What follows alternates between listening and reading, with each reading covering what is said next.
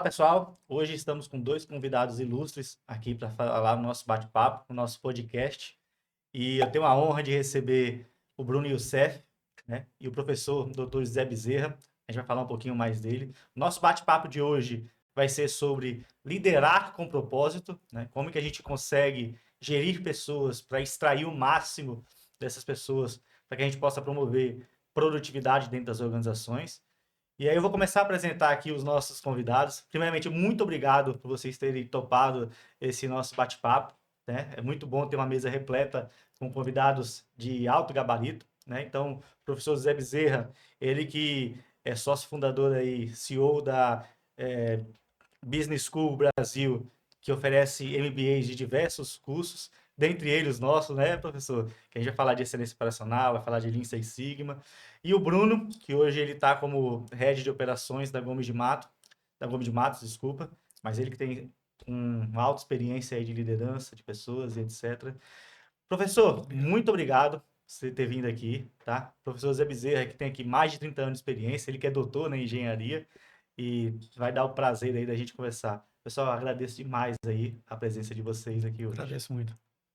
Bom, Lucas, eu fiquei muito honrado com o convite, né? Porque eu acho que aqui é uma oportunidade da gente aprender, né? Eu vim aqui mais para aprender do que mesmo colaborar, né? O meu objetivo é aprender com vocês aqui. Se eu tiver alguma coisa para contribuir, eu vou mostrar com a minha vivência e a minha experiência, né? Porque eu acho que o conhecimento a gente é bom a gente ensinar aquilo que a gente faz, né? Não adianta falar do que tem nos livros se você não faz na prática. Então, eu acho que esse bate-papo é para a gente mostrar o que é que a gente faz no dia a dia, né? Isso é o que faz a grande diferença. Então, mais uma vez, fico honrado aí pelo convite e vamos conversar, né? É isso aí. O professor Zé Bezerra que é autor de vários livros, né? Temos dois aqui hoje, bem colocados, mas são quantos livros? 14 livros? São 14 livros. 14 livros publicados. Parabéns, É, professor. Eu estou no meu primeiro esse ano, aí, se Deus quiser, vai sair o primeiro.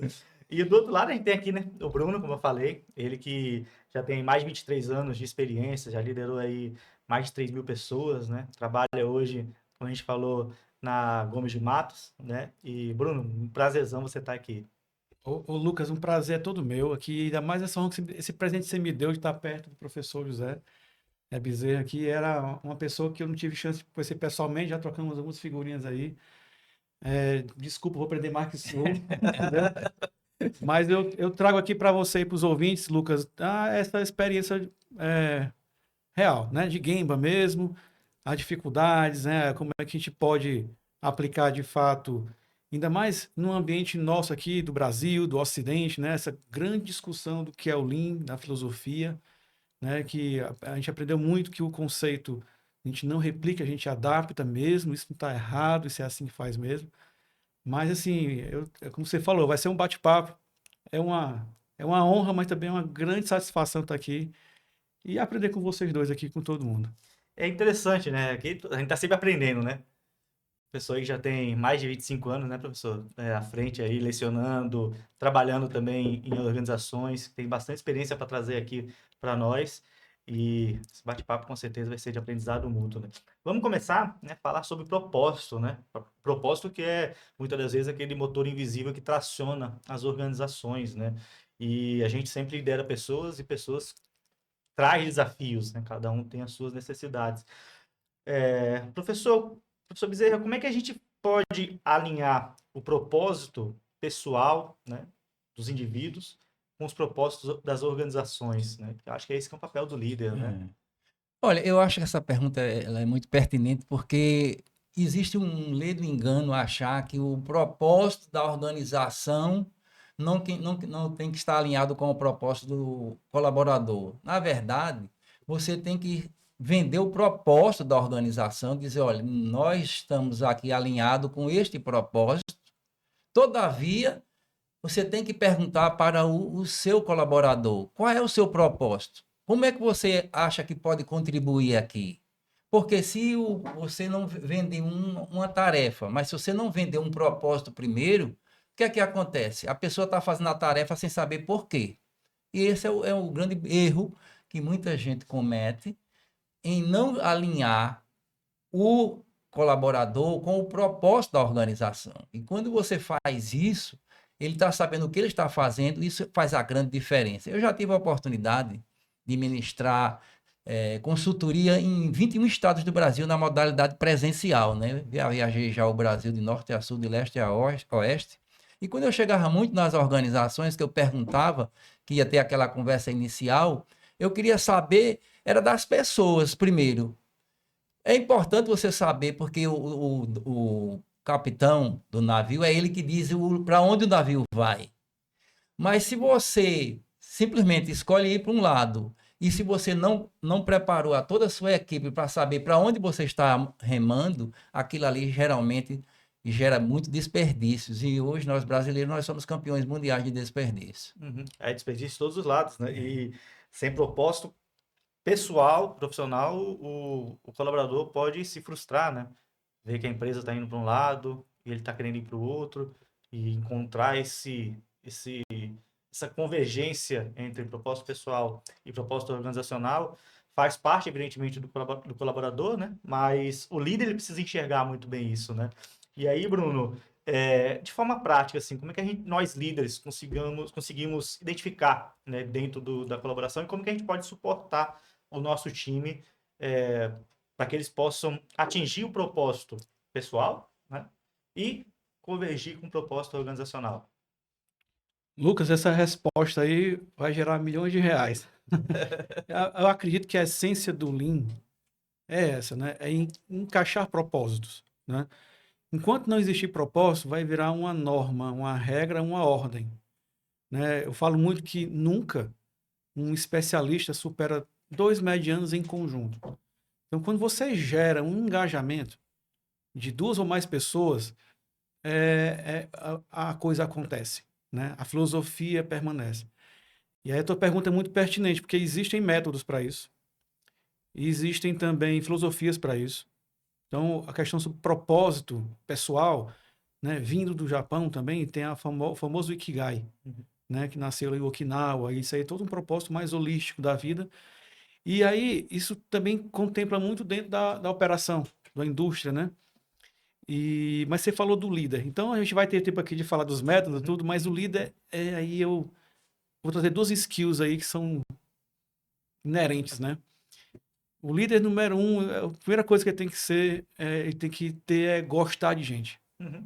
E a segunda é paciência. É isso aí.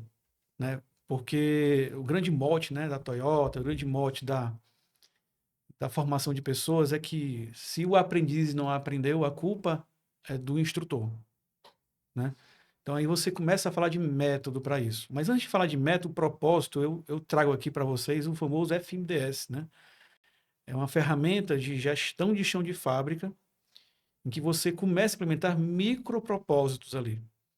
Então aí você aproveita algumas metodologias, né? Você fazer lá um trabalho, um A3, ou um próprio Quick Kaizen. Às vezes tu sabe a resposta, tu sabe o que tem que fazer. Mas o mais importante é tu trazer a operação, o operador, para dentro do Se sentir do parte, debate. né? Isso.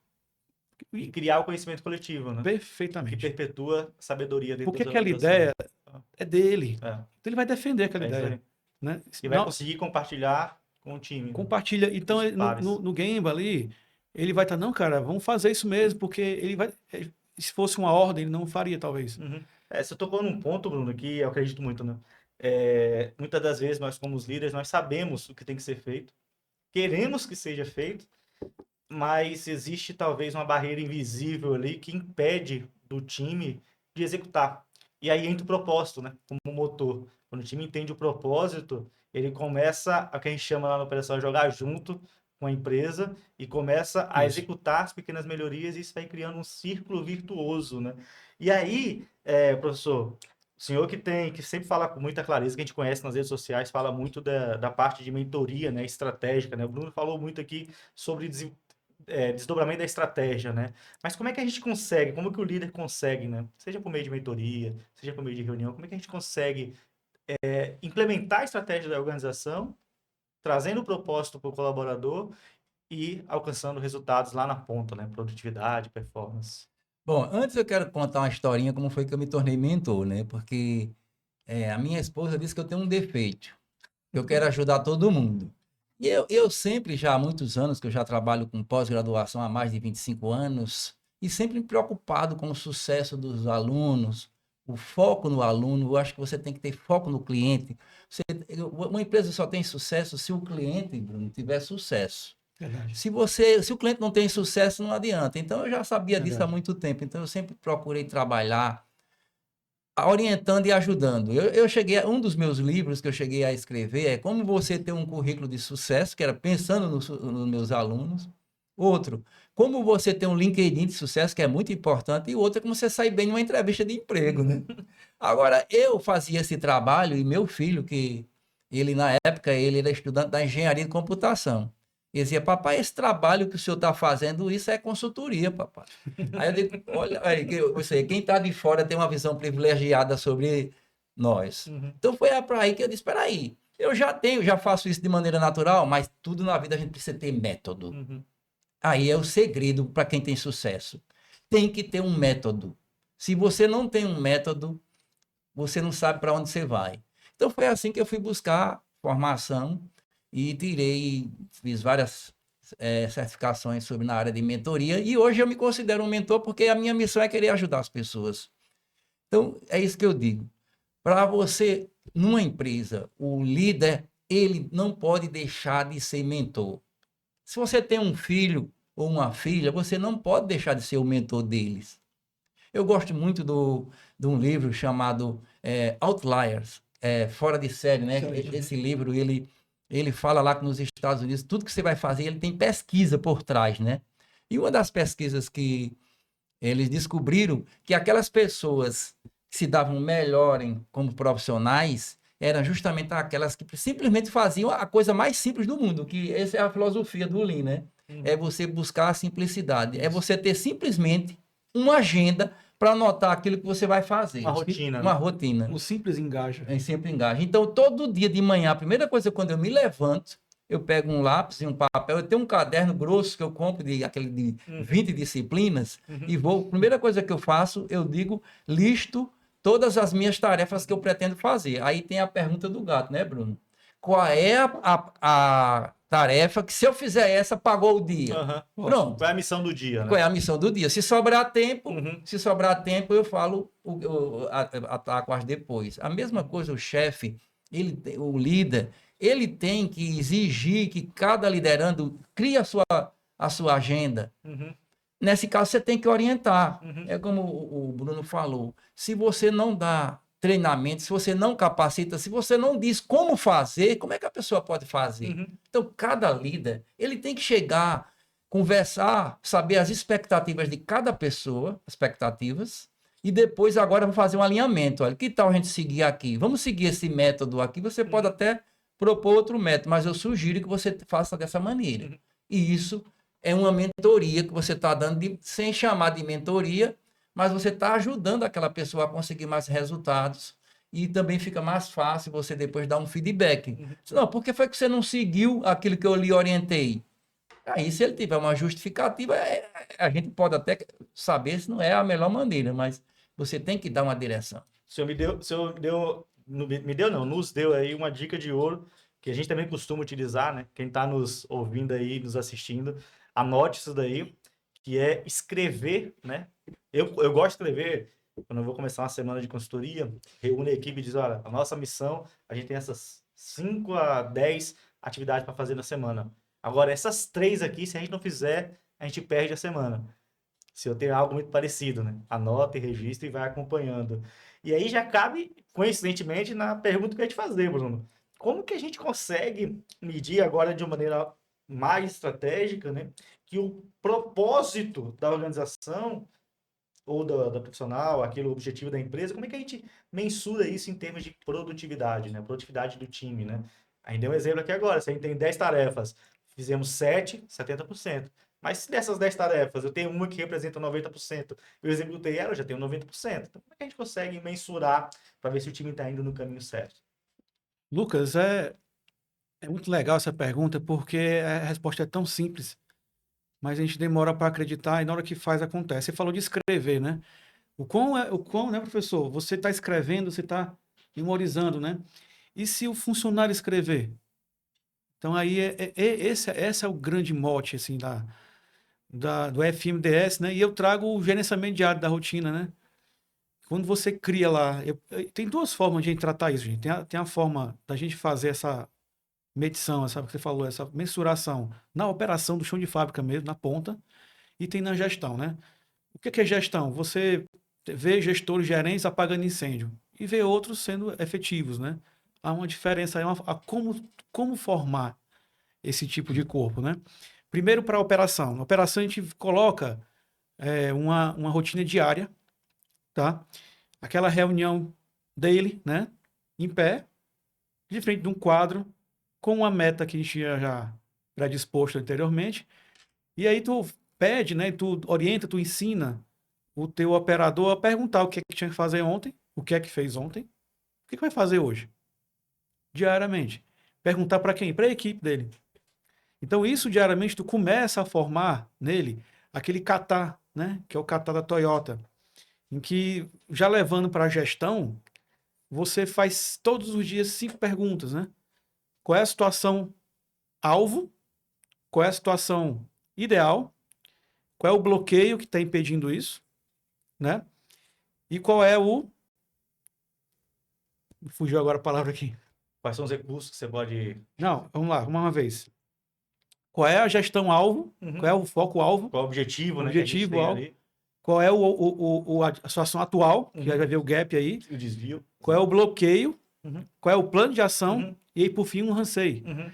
Qual é o aprendizado com isso? Uhum. Então, você repete essas 5 perguntas todos os dias, você está formando uma rotina diária. Tu tá desenvolvendo as pessoas. Desenvolvendo para ele sempre olhar o objetivo e o que tem que alcançar. Né? Esse de plano de ação e esse também, a questão do Hansei, é um modelo que entra no PDCA. Então, todo dia tu fazer isso no teu operador, no teu gerente, tu vai criando um modelo de melhoria contínua dele e cria cultura, com repetição. E vê que interessante, Bruno, a gente tá falando de propósito, né? E aí tu descreveu aí o ciclo do PDCA, né? Mas com propósito por trás, né? O que mais a gente vê empresas hoje pecando na aplicação de metodologia, seja ela Lean, Six Sigma, TPM, WCM, o que quer que seja, o que mais a gente vê as empresas perdendo hoje é implementar a ferramenta só por implementar. E aí as pessoas perdem o propósito da aplicação de cada ferramenta.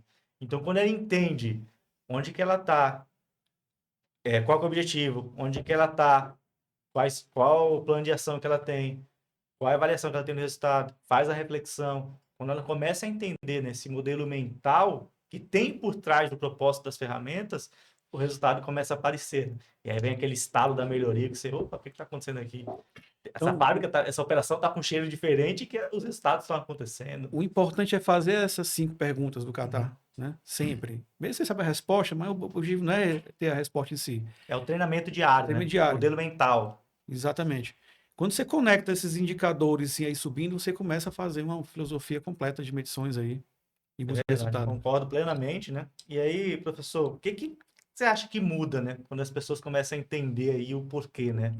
Na sua vivência. Bom, quando você falou do porquê, eu me lembrei de um estudo de caso que tem num livro chamado O Poder do Hábito. Poder do hábito. Né? E tem lá um estudo de caso em que a Alcoa, nos Estados Unidos, estava passando por um grande problema. Prejuízos, alto índice de acidentes e desvalorizada na Bolsa de Valores. E o que foi que o novo CIO chegou? Eu acho que é Jeffers. Ele chegou e disse bem assim, olha, a partir de hoje, o nosso propósito hoje vai ser acidente zero. Ou seja, ele não focou, ele não chegou falando, vamos aumentar o lucro, vamos diminuir as despesas. Não, ele disse, o importa aqui são as pessoas. Então, como é que você quer ter uma empresa de sucesso se você não bota em primeiro lugar os colaboradores, as pessoas? Primeiro você vai trabalhar para as pessoas, você vai oferecer soluções de problemas para as pessoas, mas para isso você tem que cuidar muito bem dos seus funcionários. Então todo mundo ficou de queixo caído quando a proposta foi isso. Então ele usou o Lean Six Sigma, a filosofia Lean Six Sigma, que é melhor. O que é que você pode melhorar 1 centavo? O que é que você pode melhorar 1 segundo? E tem mais isso, qualquer acidente que acontecer aqui, ele falou lá, eu quero e ser comunicado imediatamente, e eu quero um relatório para saber por que isso. Uhum. Consequentemente, a empresa, todo mundo agora começou a repensar os processos. Uhum. Porque se você faz do mesmo jeito, né, Bruno? Isso. Consegue os mesmos resultados. Uhum. Então, todo mundo começou a pensar e a melhorar os processos. Resultado, praticamente acabou com todos os acidentes. Foi o que aconteceu? Aumentou, quintuplicou o lucro e também disparou nas bolsas de valores, ou seja, foco nas pessoas. Então, não adianta você ter um propósito da empresa se você esqueceu de facilitar, de propor o propósito para as pessoas. Uhum. Isso faz a grande diferença. Perfeito, perfeito. E aí você coloca uma segurança como um valor e não mais como um indicador, né? Então é um valor, isso. é zero acidente, esse é o nosso Organizacional. propósito, e toda organização vai se mobilizar através desse propósito, né? Então o propósito organizacional passa a ser um propósito pessoal, né? De cada indivíduo, de cada colaborador que ali está. E você, Bruno, sempre trabalhou no chão de fábrica, né? Tem uma vasta experiência ali, e a gente vê muito líder errando, né? Evidentemente que faz parte da trajetória do líder errar, aprender, mas a gente tem ali dois tipos de líderes ali, né? Tem aquele líder que cobra e tem aquele gestor que incentiva, que inspira, né? Como é que você vê esse perfil de liderança na operação, lá no Gemba? Olha, hoje já não é mais tabu, né? Você tem um perfil de liderança e você determina, naquela pessoa é assim, ele tem um perfil de treinador e o outro tem um perfil autoritário ou de hierarquia, né? Não é mais assim, Lucas. Hoje em dia, qualquer indústria tem essa capacidade, as pessoas já têm esse conhecimento, eles podem migrar de perfil, de acordo com a necessidade, né? Se conhecer o ciclo de Blanchard, né, que é os 4 estilos de liderança, liderança situacional, não é tão difícil, aliás, não já é normal, né? Então, o líder que não consegue migrar de perfil de acordo com a necessidade, ele nem encaixa mais, né? Então, a gente ainda encontra no mercado líderes que até tóxicos, assim, a coisas, mas são de cada vez menos, né? Aquele antigo chefe realmente já está em minoria. Há uns 10 anos atrás, a gente tinha mais chefe do que líder, né? Era comum falar isso. Hoje se inverteu, né? Mas entenda, o algo mais do líder é o respeito, né? O foco do Lean, né? Que é o respeito às pessoas. E como o professor falou, trouxe a questão da segurança, né? Mas o respeito em si, assim, tem a ver com o treinamento, tem a ver com o respeito. Se o teu funcionário não está entendendo o número, você tem que fazer esse não ser entendido, porque ele tem que entender. E talvez ele não teve educação, talvez ele não teve oportunidade de aprender. Então, você dá essa atenção, esse foco diferenciado, isso é o respeito, que é muito dito no modelo do Lean, né? Um fato que eu posso trazer aqui, um case que aconteceu, uma historinha. Trabalhava numa indústria têxtil em que eu fui obrigado a informar o percentual de segunda qualidade. Uhum. E era uma meta que nunca atingiu, né? E eu tinha por obrigação chegar aos líderes, colocar de frente para o quadro e ler para eles o índice. Percentual. Eles não entendiam. Muitos colaboradores não entendem nem soma, Isso. subtração, né? Exatamente. Aí 3,8% não atingia. Isso é bom ou ruim? Não tinha como saber. Aí tu tinha 8 máquinas naquele momento, então aquela máquina número 1 que fazia bem, poxa, eu fiz o meu esforço, mas não melhorou. Uhum. E a máquina que não estava nem aí, tanto faz se eu faço mais ou menos. Uhum. Nessa hora, a gente encontrou uma solução de conectar ele com o número. A gente chegou lá, chamou ele, cara, vamos aqui, operador. Pega aqui a tua peça, pesa ela aqui. Ele pesou, deu o peso, né? E ainda identificou que uma peça, que são várias peças de rolos, né? De têxtil, material de... Enfim. Aí aconteceu dele, olha, uma peça é o que tu pode perder no teu lote.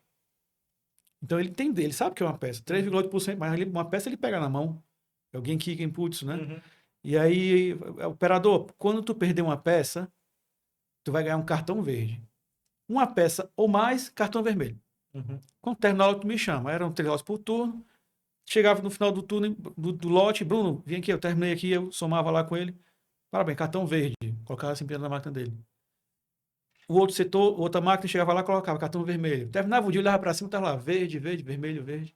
Mas o rapaz que tava vermelho, vermelho, vermelho, já virou uma piada. Olha, o cara aí, não vai não. E o outro tava verde, verde, verde, verde. Rapaz, no dia seguinte, o cara me chamou, o operador. Bruno, tem que consertar ali aquela peça ali. Como assim? Não, faz um mês que tá quebrado aí.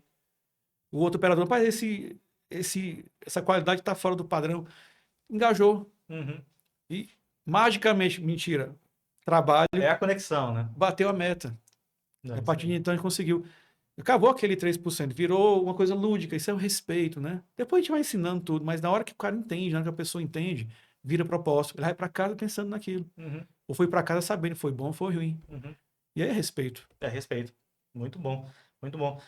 E quando a gente fala, né, professor, de o líder mentor, né? Você falou do Ikigai, né? Entender ali o propósito, né? Então, o mentor precisa passar o propósito ali para o seu time, né?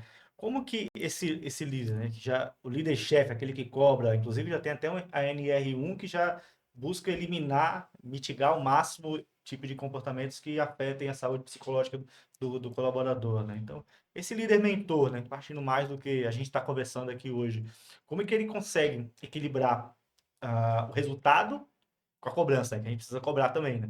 Como é que a gente consegue aí fazer esse link do líder que ensina, mas que cobra também? Eu gostei muito do exemplo que o Bruno falou aqui, né? Porque você sabe que resultado é rei. Todo mundo, rapaz, tem que saber condição sine qua non é que tenha resultado. Então, a gente sabe, a empresa tem que ter resultado, o profissional tem que ter resultado. Isso é uma condição sine qua non. Contabilidade. Então, a gente tem que trabalhar em cima de resultados. E agora você tem que dizer, perguntar sempre para ele: olha, você precisa, como o exemplo aqui do Bruno, né? Olha, você precisa, você só pode errar no máximo uma peça. Por que é que está acontecendo que você está errando mais? Ou seja, é como o próprio Bruno falou o exemplo, né? Dando, dando um exemplo, falando na linguagem que ele entenda, e depois você falar e perguntar se ele entendeu de maneira Confirmar, né? você tem que saber perguntar, né? Você não pode dizer, você me entendeu, não. Quando você faz isso, ele já botou a culpa, não. Você tem que dizer bem assim. Eu fui claro para você, Uhum. eu fui claro. Você poderia repetir, porque talvez eu não fui claro. Então, é como você coloca que se ele não está tendo sucesso, é porque você não o treinou direito, não deu as condições necessárias. Então, esse é que é o líder. Esse aí é o que é o líder mentor, que ele tem que olhar para o seu colaborador como uma pessoa muito importante, Uhum. porque ninguém faz nada sozinho. Ninguém, ninguém. E aí é muito interessante, professor, esse exemplo que você deu. Não sei se o pessoal entendeu aí que está nas entrelinhas. Quando você pergunta, você entendeu? Ou quando você pergunta, eu fui claro, você tira a responsabilidade da Exato. pessoa, né? Você traz para si. Você se Exatamente. coloca no papel de humildade, de dizer, será que eu fui claro o suficiente para que você possa ter entendido o que eu falei? Porque normalmente você pergunta, você entendeu? Você Aí o cara entendeu, vai né? dizer, entendi. Entendi. Aí ele vai dizer, entendi, Mas não né? entendeu nada, né? Não entendeu nada. Eu digo que como é professor, como é professor, a gente Uhum. sabe, né? Que o Exato. professor jamais pode perguntar se o aluno entendeu, né? Tem que Uhum. perguntar se eu fui claro, Uhum. né? Isso é lógico. Realmente. Ô, Bruno, vamos lá. Ah, passa um pouquinho para a gente. Você falou que ia trazer ferramentas, né? Você Sim. comentou agora há pouco. Traz um pouquinho para a gente de rituais, assim, né? Chegou no segunda-feira. O que o líder tem que fazer na segunda, né? Durante o dia, na terça, ou durante uma semana, assim, ou durante um mês, né? Qual que seriam os rituais fundamentais para o líder conseguir alcançar resultado junto com a equipe? Fantástico. Lucas, com certeza depende da organização, contexto, mas do modo geral, né? O gerenciamento diário. Fábrica é diário, tá? Isso se desdobra, né? Então, quando você faz o Hoshikari, ou então você faz os OKRs aqui, que funciona muito bem aqui no Brasil, você tem que colocar o objetivo estratégico e desdobrar até a ponta, né? Então, o líder de chão de fábrica, ele tem uma escadinha. A gente já viu muitas indústrias implantando esse modelo totalmente na hierarquia. Então, você faz o gerenciamento diário. No caso, não você faz, mas a sua equipe faz. Então, se eu tenho ali 5, 6 setores, são 5, 6 setores, reuniões diárias, e fazer aquelas perguntas que eu disse, né? O que tinha que fazer ontem, o que fez ontem, o que eu vou fazer hoje, né? Esse modelo, ele se incorpora em mais itens, como propósito, como cadeia de ajuda e o problem solving, né? Mas isso tu vai fazendo na evolução. O importante é que eles têm que perguntar o porquê no atingimento da meta, tá? Isso tem que ser coletado pelo líder. O líder chega, ele faz um overview de suas reuniões. E tudo aquilo que a equipe não resolver, ele vai coletar. E ele faz a reunião dele nível 2, com os outros gerentes. Então, Lean Manufacturing, né? Então, Todos os outros setores são suporte à manufatura. Então, manutenção, qualidade, segurança do trabalho, todos esses setores que colaboram vão lá ouvir do líder da fábrica os problemas do dia que aconteceram ontem, que foi coletado com a base. Tudo aquilo que o líder não resolveu com os seus pares gerentes, ele vai na terceiro nível, com direção. Ele leva lá os roadblocks, aquilo que precisa de investimento, tudo. O quarto nível que eu falo muito é o Gemba, que o diretor faz. O diretor vai descer, vai olhar todo o processo, vai lá no chão de fábrica, vai olhar para um plano de ação, vai chamar o operador, vem cá. Eu resolvi isso aqui, viu? Aí o operador, eu coloquei aqui, caiu no diretor. Isso todo dia, para indicadores operacionais, que são os que fazem acontecer. Para indicadores nível tático, uma reunião semanal, então atingimento do plano médio de produção, OS, manutenção, tudo. Para indicadores estratégicos, mensais, em formato de RMR, reunião mensal de resultado. Então, olha a capacidade do líder. Por isso que eu falei que é situacional. Ele vai tratar com o dono da empresa e com o operador. Nível estratégico, nível tático, operacional. Tudo conectado. Então, a visão tem que ser muito holística, né? Você perguntou alguns poucos comportamentos na pressão, tudo. Realmente, é coisa do passado dizer que é chefe. Você tem... Bruno, me permite uma parte. Uma honra, pode dizer. Eu gostei muito dessa colocação do Bruno aqui, porque é o seguinte, como é que você vai querer cobrar uma coisa se você não capacitou aquela pessoa, né? Isso. Se você não capacitou. Então, existe, por exemplo, eu estava nos Estados Unidos, tive a oportunidade de desenvolver a minha tese de doutorado lá nos Estados Unidos. E eu tive a oportunidade de visitar algumas empresas graças ao network, porque network vale mais do que dinheiro, né? Vale. Se você não souber fazer network, você passa 30 anos nos Estados Unidos, você nunca foi na casa de um americano.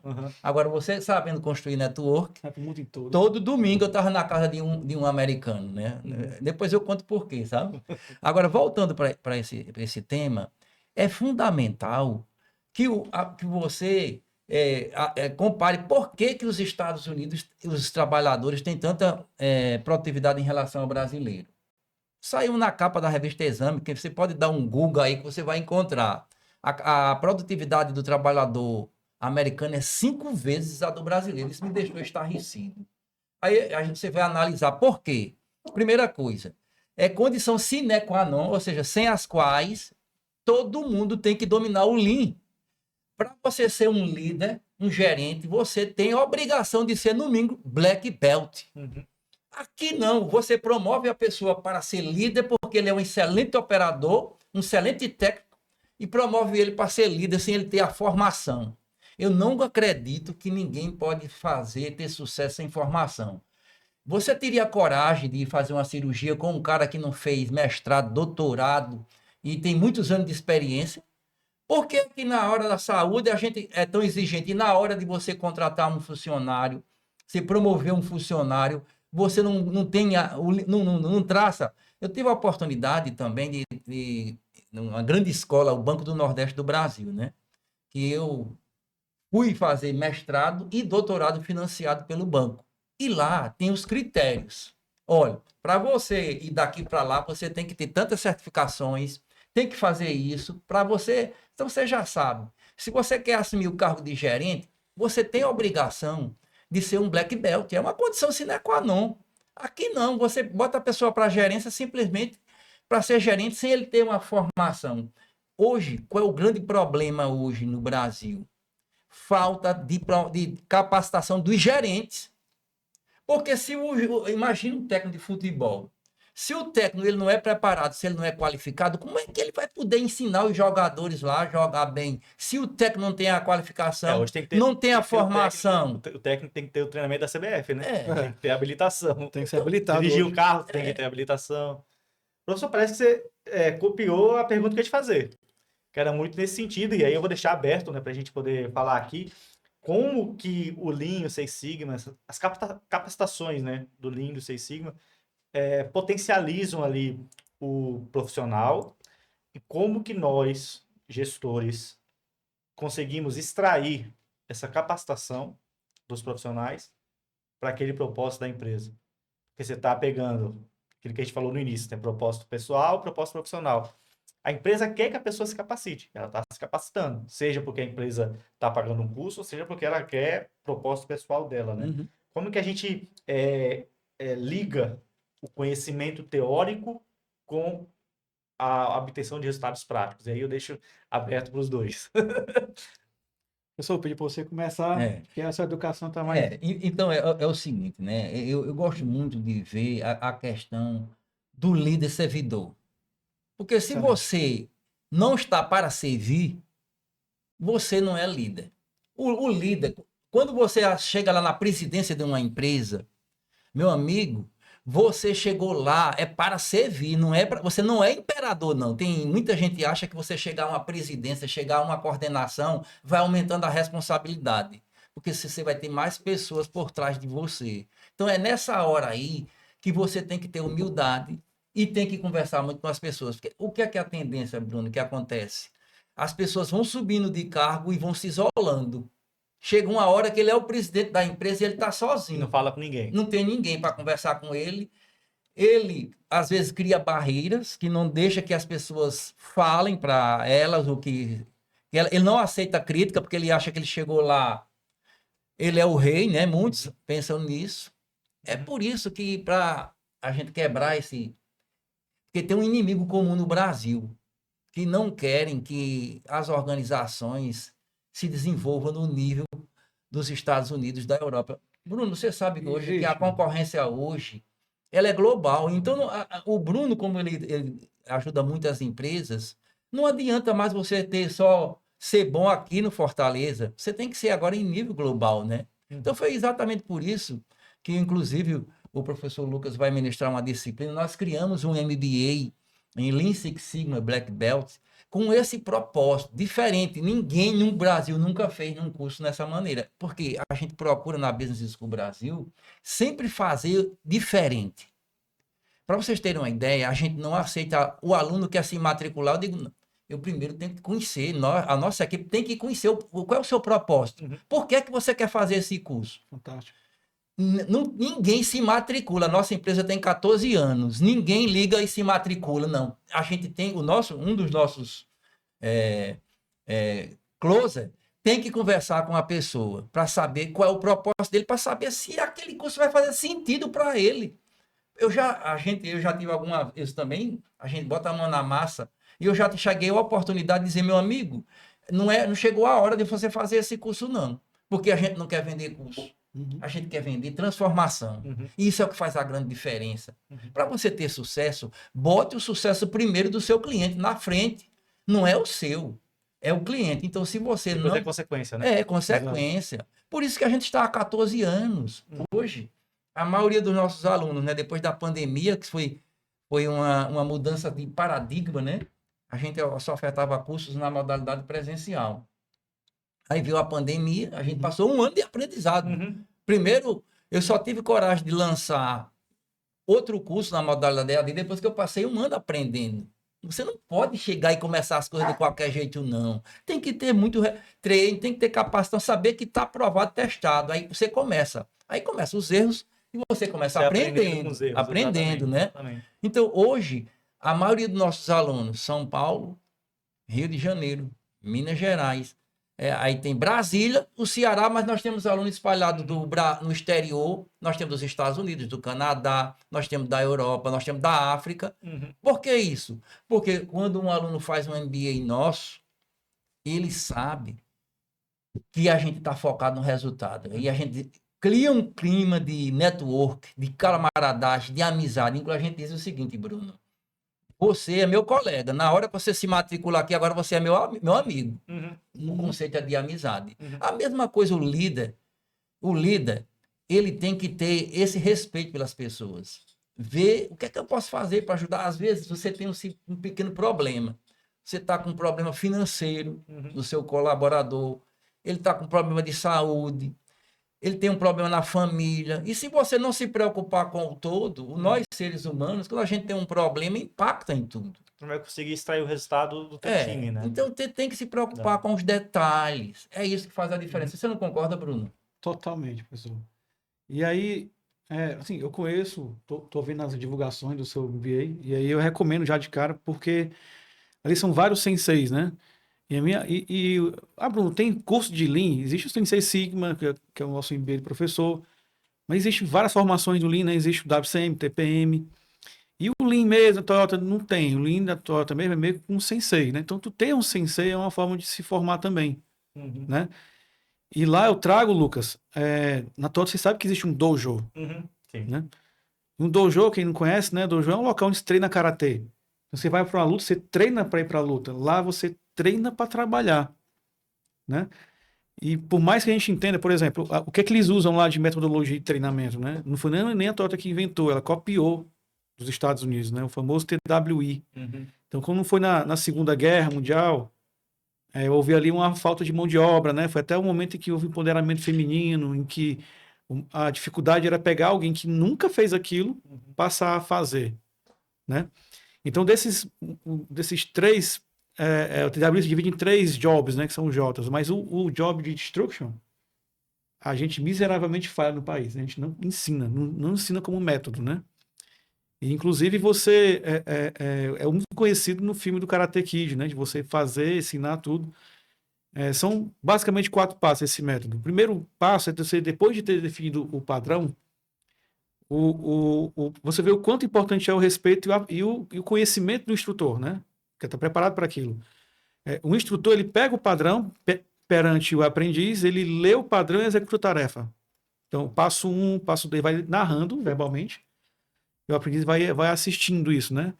No segundo de 4 passos, o aprendiz começa a ler o padrão para o sensei executar. No terceiro passo, o aprendiz senta no posto de trabalho e o sensei narra o padrão. E no quarto, o aprendiz faz lendo o padrão, né, em voz alta, né? Isso em repetição. Isso aí, a Toyota demora meses para a pessoa ficar pronta para trabalhar. Não executa de um dia para o outro. Não tem aquele... Hoje eu aprendi um termo para explicar sobre isso. É o treinamento carrapato. A pessoa chega e fica colado no outro e ele se aprende ali. Se aquela pessoa está desmotivada, não tá, o instrutor não foi nem preparado para aquilo. Então, não basta só ter um método se um instrutor realmente não ser o melhor naquele assunto, Se né? não está preparado, né? Eu recomendo aqui, gente, um documentário, tem na Netflix, se chama Indústria Americana. Ganhou o Oscar no documentário, faz uns 4, 3 anos. É uma fábrica nos Estados Unidos, né? E aí ele é vendido, a fábrica entra em falência e compra, um grupo chinês compra. Então ele leva chineses para confrontar com os americanos. Eu vou nem comentar aqui a diferença entre nós americanos, que já é grande, mas lá existe um choque de cultura de performance, né? Então lá o gerente que veio da China, o gerente não liga para a família, fica meses sem ver a família, porque para ele o maior valor é o trabalho. E É aí outra cultura, é né? outra cultura. E como é que a gente compete com essa cultura, sabe? Então, não tem jeito. A gente está vendo aí um momento no Brasil de falta de mão de obra ou falta de procura de empregos. Todas as empresas que eu estou frequentando, que são muitas aí que eu estou andando, têm reclamado Todos os disso. níveis, né? Todos os níveis, todo negócio, não só indústria. E a gente está indo no mercado, a geração nova também quer crescer em curto prazo, não está preparada. A gente só tem um caminho, que é formar a gente, né? É formar pessoas e tem método para isso aí, tem senseis, né? Então, a empresa, qualquer negócio, precisa incorporar esse modelo de treinamento. A ideia de um dojo, né? Não precisa ser o dojo da Toyota, mas tu tem que Começa estruturar. simples, né? Começa no simples. Estrutura mas eu não vou permitir pagar um salário para a pessoa aprender. Rapaz, tu não tem outro caminho, tu tem que formar. Tu pode pegar o operador mais experiente que tem ali e dizer, cara, É me ajuda investimento, aqui, né? Investimento. me ajuda aqui a criar um dojo aqui, o que é que precisa ter, né? E aí, Lucas, entra no assunto inicial. Tu vai criar propósito com o teu Tá. funcionário. Exatamente. Parece que vocês estão lendo aqui o que eu tenho. Que a gente já ia falar exatamente de cultura, e isso é uma parte difícil, né? A estratégia é fácil, entre Sim. aspas. E você coloca lá seus objetivos, desdobra o indicador, mas aí tem a cultura, né? Exato. E aí, né, professor, você que passou aí nos Estados Unidos, estudou lá, como é que a gente consegue quebrar essa cultura das empresas para que a gente consiga orientá-las para alcançar os melhores resultados dentro do que a gente tem de estratégia organizacional? Eu queria até aproveitar da minha experiência na área de gerência de projetos, né? Também eu sou especialista na área de gerenciamento de projetos e eu gosto muito da filosofia do PMI, que ele diz o seguinte, né? Cada vez mais, inclusive saiu agora a 8ª edição do Guia PMBOK, que é um livro com as melhores recomendações, e ele fala, cada vez mais hoje, você tem que respeitar as culturas das pessoas. Olha, você vai contratar um funcionário para trabalhar na sua empresa, mas se ele for um judeu, ou se ele for de uma religião que não pode trabalhar aos sábados, você tem que respeitar. Tem que respeitar, ou seja, você tem que respeitar a cultura das pessoas. Uhum. Então, hoje, quando vem... Eu tenho uma amiga que ela trabalha aqui liderando uma empresa chinesa aqui em Fortaleza. Mas qual é o grande problema? É o choque cultural. Porque a mesma cultura nossa, se a gente chegar nos Estados Unidos, a gente vai usar a mesma cultura que a gente tem. É muito difícil a gente se adaptar. E quando você vai chegar num país diferente, você tem que se adaptar à cultura daquele país. O que eu observei lá, a minha experiência nos Estados Unidos, nós brasileiros, nós gostamos muito de manter a cultura da gente aqui lá, e não encaixa. Eu fui até de férias para Buenos Aires e cheguei no restaurante que eu já tinha escolhido, e cheguei lá, né, e disse assim, eu quero, eu tenho um agendamento aqui e tal, aí eu disse, não, espera aí que eu chegar a sua vez, eu digo, e por que tem tudo vago ali? Eu disse, não, tem um lugar aqui só para brasileiros, porque os brasileiros gritam muito, falam muito alto, ou seja, na Argentina eles já estão separando, Meu Deus. eu fiquei assim de queixo caído, viu? Só para brasileiros, ou seja, porque o cara não quer, nós brasileiros, a gente quer manter a nossa cultura onde você chega, diferente.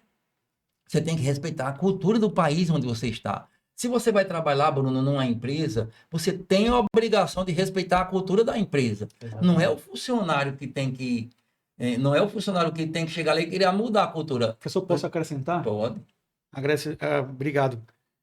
Existe também a questão dos valores, né? A gente fala muito, né, que a cultura como a estratégia no café da manhã, né? Uma frase conhecida. Mas entre a cultura e a estratégia existem os valores, né? E aí se fala-se muito porque os empresários, os diretores, os presidentes, eles não se comportam, talvez, como precisa de valores, né? Os valores são os comportamentos que a gente tem que ter, né, para alcançar a estratégia, o objetivo da estratégia, né? E aí esse é onde se falha miseravelmente esse contexto, né? Porque, como você falou, de culturas diferentes, valores são diferentes. Como eu comentei, os valores no Japão, né, o primeiro lugar no valor que eles colocam é o governo. A gente quer família aqui.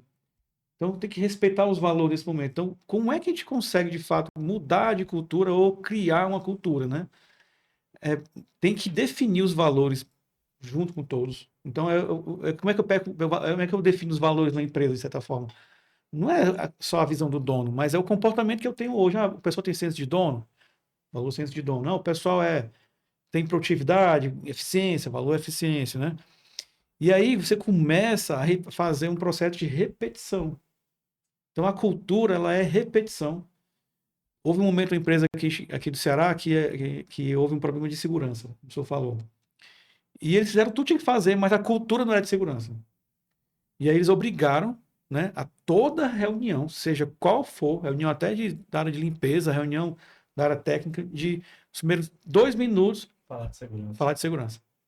O tema era diário. Então, eu falava durante um dia 10 vezes assim, o mesmo tema. Fica até meio chato, mas de tanto que falar, todo mundo falando, virou um senso de urgência e os meus caíram. Isso você pegar lá na pirâmide do Edgar Schein, que ele coloca lá artefatos, valores, pressupostos, né? Artefatos é aquilo que você vê, valores é aquilo que está escrito, e os pressupostos é aquilo que você acredita. Que a empresa acredita, né? Então, você falou exatamente 3 pontos aí, de uma forma, né? De outra forma, mas é exatamente isso. Artefato é que tá ali, tá todo mundo vendo, tá todo mundo falando todo dia de segurança. Os pressupostos é porque tá escrito em algum lugar que tem que fazer.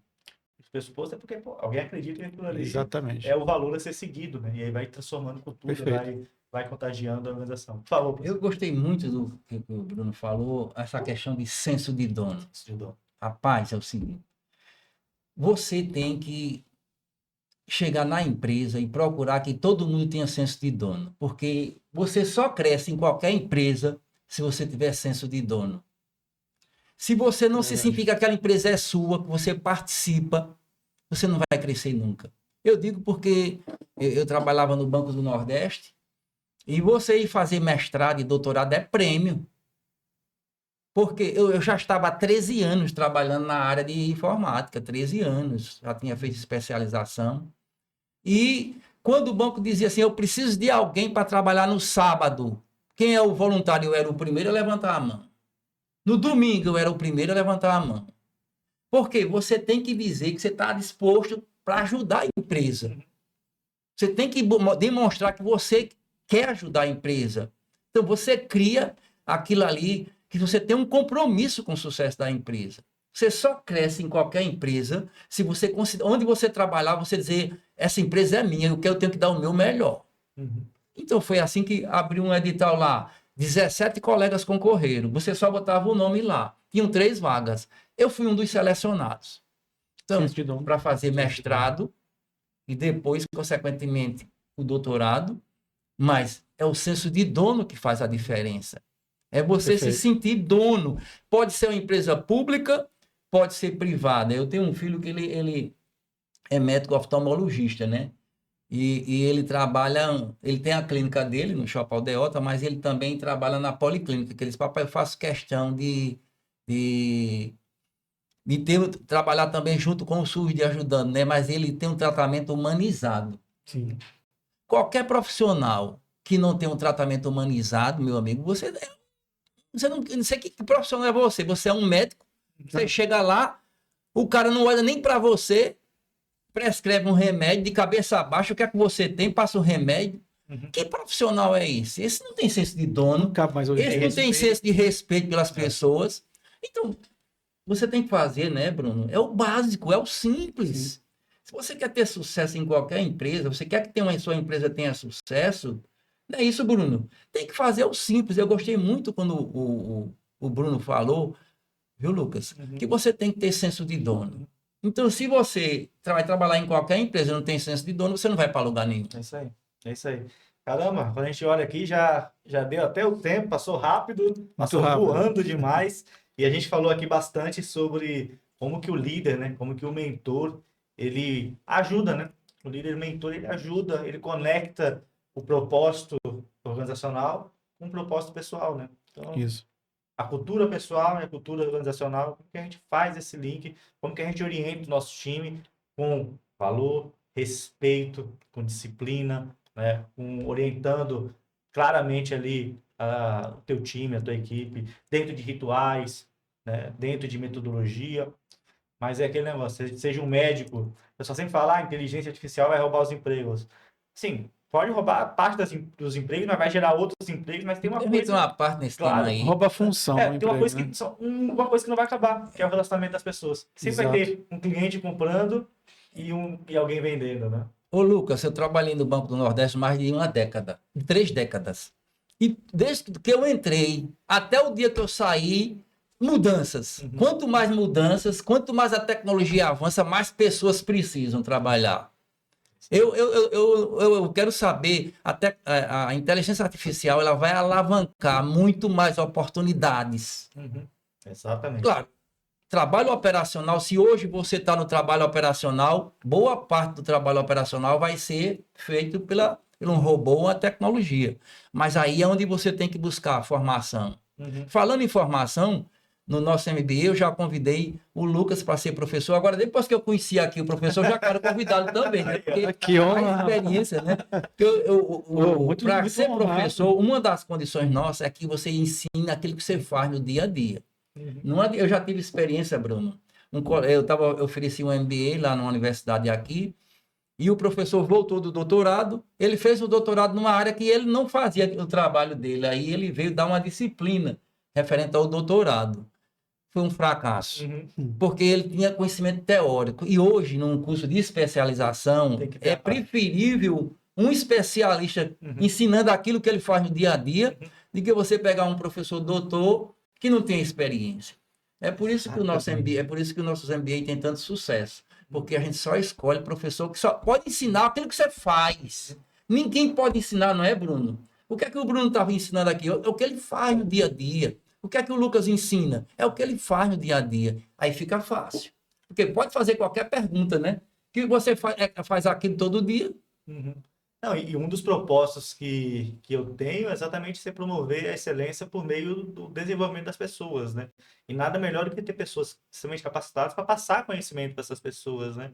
Então, esse network foi bacana aí, Bruno. Rapaz, que presente Uma você me deu. porta Você me aí. deu vários presentes. Vale mais do que dinheiro, não é É não? isso aí, é Ninguém isso aí. faz nada sem É network. uma honra. Você é uma convocação, né? Não é convite, não. Pessoal, a gente tem que acabar aqui. Tá Já bom. deu a nossa hora. Agradeço demais, Bruno e o Cef. Agradeço demais, professor Zé Bezerra. Esse bate-papo incrível, com muita experiência. Passou muito rápido o tempo. Eu tinha aqui 15 perguntas, 16 perguntas para fazer. Se eu conseguir fazer meia dúzia, foi muito. Mas o bate-papo foi muito bacana, fluiu muito. Que legal. Muito obrigado. E aí eu convido você aí de casa, que tal refletir um pouco sobre quais são as suas características hoje que você tem, que você precisa desenvolver. E como é que você vai construir esse teu plano, colocando o teu propósito para você ter o seu crescimento profissional. Pessoal, muito obrigado. Agradeço demais e a gente se encontra por aí. Posso fazer o encerramento? Por gentileza. Então, é o seguinte, né? Eu queria agradecer, né, mais uma vez o Lucas ter nos convidado, porque fiquei muito honrado com esse convite, né? E conheci aqui o Bruno, que a gente só era amigo nas redes sociais, né? Mas às vezes teve a oportunidade de conhecer pessoalmente. Uhum. E você só tem uma maneira de crescer, é capacitação, né? Só. Quer crescer na sua empresa, quer contribuir na sua vida, se capacite. Capacitação é diferente de certificação, de certificado, né? Assertivo. Uma coisa é você ter o certificado ali, mas não ser capacitado naquele certificado. Você dominar, exatamente. Exatamente. Por isso que é importante ter cursos assim que forneçam a experiência, a vivência, né? Que você possa, né, ser capacitado formalmente para executar aquelas atividades. Mas é isso, pessoal. Muito obrigado aí. Espero que a gente se encontre mais vezes aí. Valeu. Obrigado. Obrigado a todos. Valeu.